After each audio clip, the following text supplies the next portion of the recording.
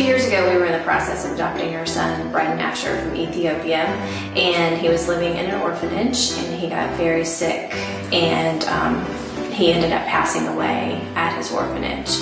And from there, obviously, in that tragedy, we just clung to God and didn't want to just fall to have this come into our lives and not do anything with it. We realized that God was calling us to something bigger because of it. We waited, we prayed.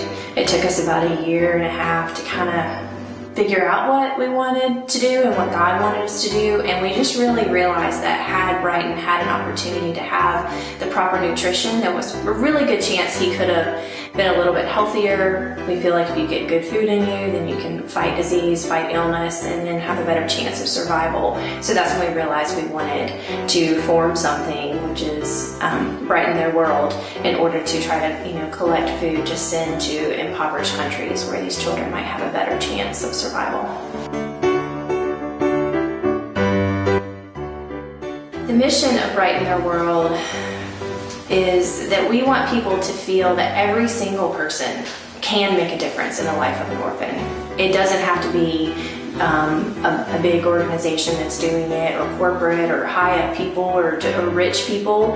It can be the everyday average person making a difference. 1 can of formula makes a difference. $1 makes a difference. One time that you mention it to a friend can make a difference, can truly save a life. And like I said, it doesn't have to be someone way high up. It can be average Joe doing this. And so we want people to feel empowered to go into their communities and in their churches and to their friends and push that message that we can make a difference for children who are thousands and thousands of miles away, who are in a desperate need of food and survival.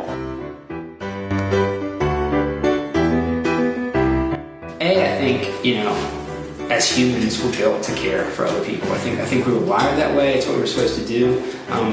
From a spiritual point of view, we're called to do this. It's really not a suggestion. It's kind of a mandate. I mean, we're really told to take care of the orphans and the least of these, in their time of need. So that's a big part of what drives us forward with it. Definitely the orphans. I mean, that's right off the top. That's who we're focusing on. Getting the food there. 1 can of formula can literally dictate whether or not a kid is going to live. So they're impacted heavily, and then the caretakers, the people around them, I think they're impacted by us coming in from halfway across the globe and kind of caring about these kids the same way they're caring about them. I definitely feel the impact on them too. Anyone can help our organization. We've had teenagers who've gotten together and done huge formula drives for us within their communities, within their churches. We've had senior citizen women in churches band together, and they don't have a lot of money either, but they've done every little thing they can to promote the message with each other and with their friends and in their church as well, from donating money to formula to making blankets and wraps for these little babies. Anyone can make a difference in this. It doesn't take one particular type of person.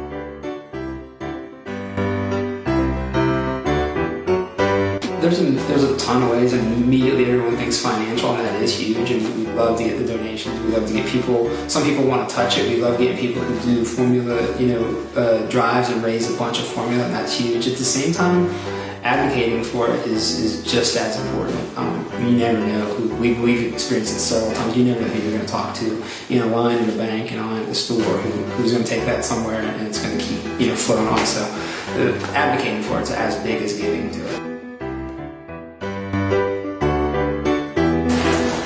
I think when we do small drives, we help people set goals and say you can shoot for this or shoot for that. Overarching goal for support would be wiping out the orphan problem, and if we could do that, we would be thrilled. We'd go away, our organization would be done.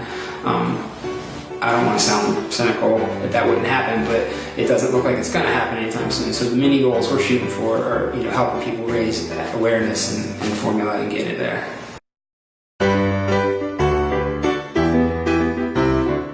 The orphans are no longer.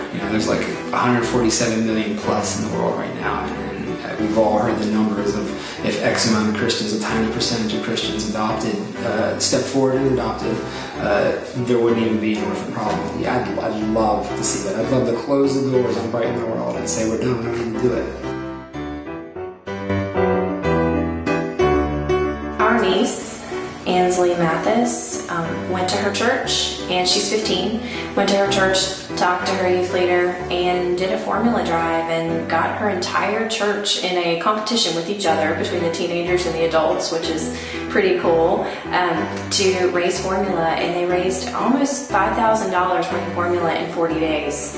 And it was just really neat to see an entire group of people who had never done anything like this before come together as a team and put on dinners and fundraising and bake sales and t-shirts and did all kinds of things. It was huge. And then they ended up getting a magazine article out of it, and the local newspaper was involved. So it was huge in 40 days. So it takes one person saying one thing, and then people just jump on board. I personally changed by knowing that there was a problem, in the world with orphans when we first started our adoption process. However, honestly, when we started the process, it was just to have a baby.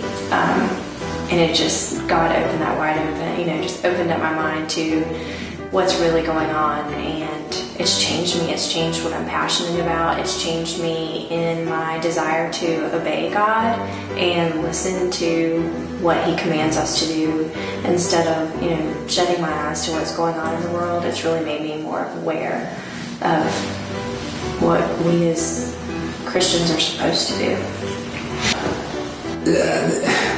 Sometimes I can't even count the ways it totally reshaped me as a person. The person I am today is an absolute different person I was just 3 years ago.